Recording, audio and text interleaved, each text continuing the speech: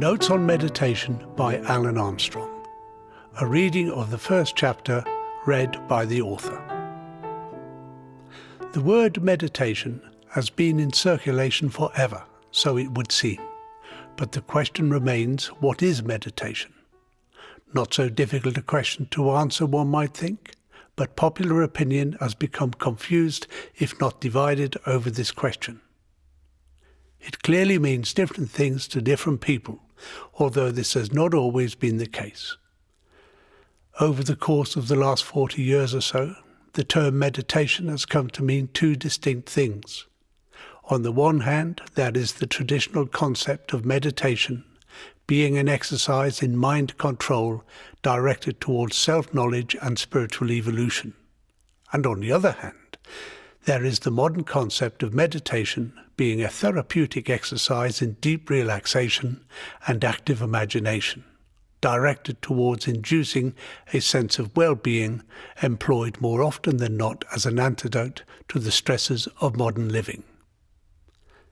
One side associates meditation with Oriental religions and philosophies, where the archetypal image that presents itself to the imagination is of a Buddhist monk or Indian sadhu sitting cross-legged on a cushion or low wooden stool, eyes closed and breathing slowly, possibly chanting or repeating a mantra.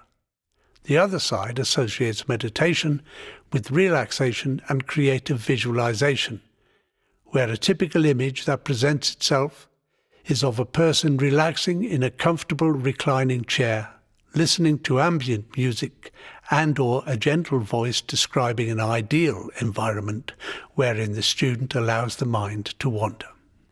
In recent times, the most popular methods of meditation that have taken root in the modern world are themselves products of the imagination of that world.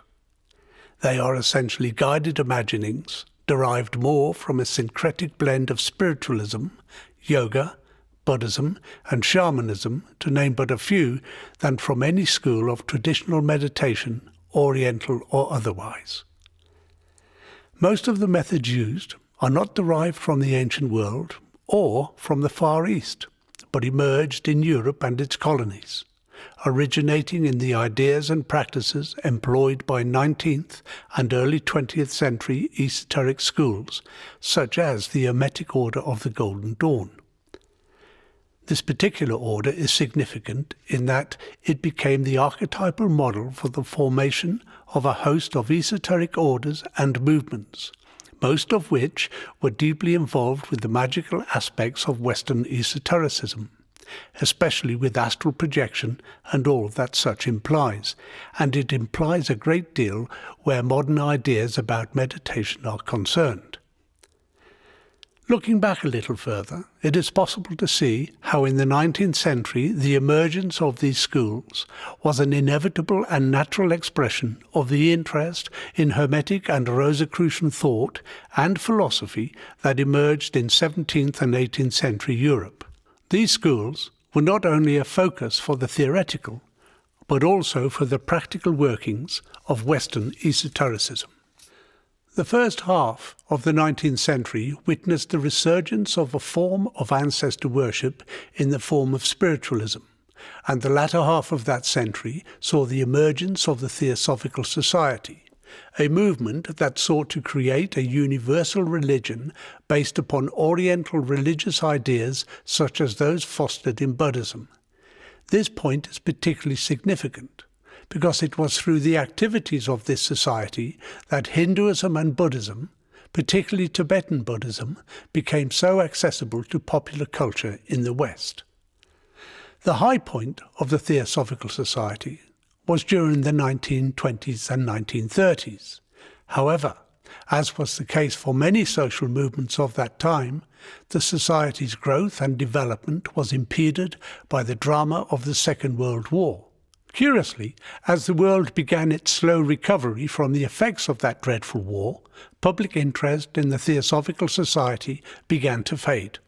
A paradoxical, if not ironic, turn of events, because it was at this time that popular interest in Hindu systems of yoga and meditation, nurtured by the Theosophical Society, began to grow in popularity. Shamanism, on the other hand, did not emerge in popular Western culture until the late 20th century, and then only in a romanticized form. Its popularity, perhaps, being due to its association with chemically induced states of mind conducive to astral projection and channeling, subjects that have either fascinated or horrified humanity from the earliest times. Exploring significant or interesting environments or worlds through the realm of the imagination is not a new thing. It has been around for a long time, but the emphasis on it is certainly a modern phenomenon. Another significant contribution to the guided imagination approach has come from the various psychodynamic processes that surfaced, particularly in America, from the mid-20th century onward. Although deeply influenced by the materialism of analytical psychology and behaviorism, and invariably defined in the psychological language of Freud, Jung, and their successors, they are often to be found at the heart of many modern systems of spirituality and self-development. Another dimension in modern thinking about meditation is the concept of endorphins. These are small protein molecules produced by cells in the body that work to relieve pain with sedative receptors found in the brain, spinal cord, and nerve endings. They come in several forms and are many times more powerful than any pharmaceutical analgesic. Endorphins are understood to relieve pain, to enhance the immune system, and to reduce stress. But more significantly, especially from the point of view of this discussion, they induce an enhanced feeling of well-being. There are several methods known to stimulate the body's production of endorphins, including acupuncture, shiatsu, massage, creative visualization, and a variety of relaxation techniques. Many of these methods are now promoted under the banner of meditation. Consequently, in the popular culture of the Western world, meditation has become synonymous with the practice of guided imagining directed towards evoking an experience of bliss and well-being. Nevertheless, as valuable as such tools may be, especially in a therapeutic sense, they have little in common with the objectives and disciplines of traditional meditation. The natural high that may occur in traditional meditation, however welcome, is not in itself the main objective, but a byproduct of the main endeavor, which is, invariably, self-knowledge and/or union with God. To understand what traditional meditation actually is, one must be prepared to peel away the many layers of preconceptions surrounding it in the modern world. A common theme in the secular world is that, like all things in our civilization, the art of meditation has evolved in line with our growing understanding of the world, that we have outgrown the traditional approach with all its outmoded religious connotations, and that the old must give way to the new. Alternatively, we may recognize that traditional meditation is an ancient method of self-inquiry, conceived and designed to engage with the underlying reality of existence, a reality that is eternal and changeless, and thus beyond biological need or the ambitions of society. This traditional perspective may be a radical point of view in modern terms. However, it should be noted that from a traditional and classical point of view, meditation has long been understood to be a private and introspective discipline of applied thought, whereby, in a chemical-free state of deep relaxation, the faculties of the mind are concentrated upon a given subject or theme. In short, traditional meditation is mind control through thinking about a given subject. In the precincts of the sanctuary, wherein traditional meditation evolved, the subject matter to be meditated upon was usually, although not always, derived from sacred texts. Thus, in Buddhism, the theme was generally taken from the various writings that constitute the Dharma and the life of the Buddha, In Vedanta, the theme would be drawn from the Vedas or the Upanishads, and in the Christian world the theme would usually be drawn from the scriptures and the life of Christ. The simple act of thinking deeply about a given subject constitutes the core discipline of traditional meditation. The mind does not necessarily have to be focused upon religious or spiritual themes, but it should be noted that the discipline of traditional meditation did evolve within the precincts of the sanctuary and has been nurtured therein for as long as anyone can tell. In those environs, meditating or thinking deeply about spiritual themes establishes the context for the student to engage with the fundamental questions of existence, such as, who am I and what is the purpose of life? It begins as an exercise in reasoning, but gradually becomes an inward journey of self-knowledge where reason, being inadequate to the task, is displaced by intuition. It is a discipline that is initially difficult to learn, but once learned has surprising and often sublime results. An interesting feature of the sacred texts of the world is that they have many levels of meaning embedded within them. From the earliest times, symbols, metaphors, and allegories were widely employed by those who created these texts. Such devices may not serve those who chose to look at them as literal or mythical accounts of the distant past, but for those who approach them with an open mind. Symbols, metaphors, and allegories often serve as keys to the spiritual wisdom and understanding contained therein. Spiritual teachings are often presented in the form of stories or myths. Indeed, the Bible may be seen as a collection of such stories, stories that many accept as true historical accounts. Whether historically true or not, the sacred texts do conceal great spiritual truths that were clearly thought too profound for the spiritually naive, and many subtleties were employed in maintaining and safeguarding them. Their composition being designed in such a way that they could be discussed and interpreted on different levels, depending on the level of understanding of the student, each giving a different or deeper insight to the story. Philo Judaeus, who lived in the Egyptian city of Alexandria during the 1st century, wrote extensively about the allegorical interpretation of Scripture.